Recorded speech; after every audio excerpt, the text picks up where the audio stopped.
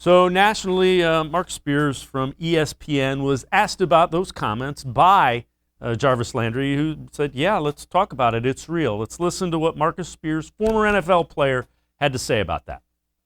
What do you think of them talking about it? Do you like or not like a player coming out and saying, yes, we're thinking Super Bowl in June? I like it. And the reason I like it, G, is because of what Cleveland did last year, what they proved to themselves. Like, we can get enamored about what the Browns proved to us, and they were a good team and made the playoffs for the first time in a quarter century. But when you think about what they were able to do, these guys have proven to themselves that they can play at a very high level. They're a playoff team. We know the dynamic of each individual talent that's on this football team. And listen, I know Jarvis. I know Juice. Juice is a realistic guy. He's absolutely thinking about a damn Super Bowl. He doesn't play the game for anything else. If it's one guy in that league, and obviously everybody wants their money, but his competitive nature is second to none. He's thinking about Super Bowl, but he's being humble. He's not being braggadocious, because the thing we've attributed to the Cleveland Browns is that they talk too much and not results. But based on what this team did last year, they can live with some confidence going into this offseason that not only can they get better, but they could be legit contenders to make a Super Bowl run this year. Mary Kay, I agree. I don't think they should shy away from it.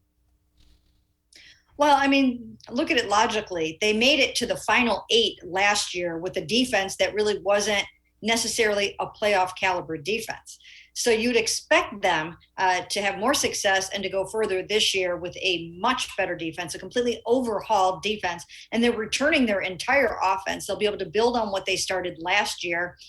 Baker Mayfield, again, in his last 10 games, had 16 touchdowns against only 1 interception after that first interception that he had where Odell got hurt in Cincinnati. 16-1 after that. Now, some of those defenses were not the juggernauts of the NFL. And I've always tried to make sure that everybody understands they did not play the world beaters down the stretch.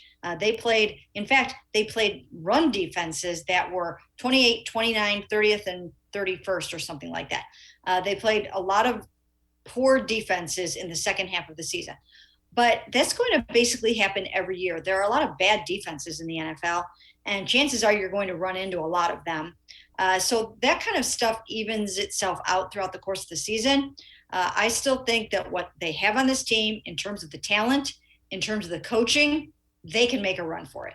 Yeah, and the other thing about Kevin Stefanski is he's going to put those questions to rest. He'll be asked it, and he will say a lot of hard work between now and then.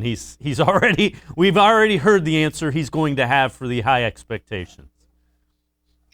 Yeah, you know what? He's all about that. Now, you'll notice that there was a difference in Kevin Stefanski. Once they made the playoffs last year, the floodgates opened with him, and he welcomed talk about, hey, we're in the tournament now.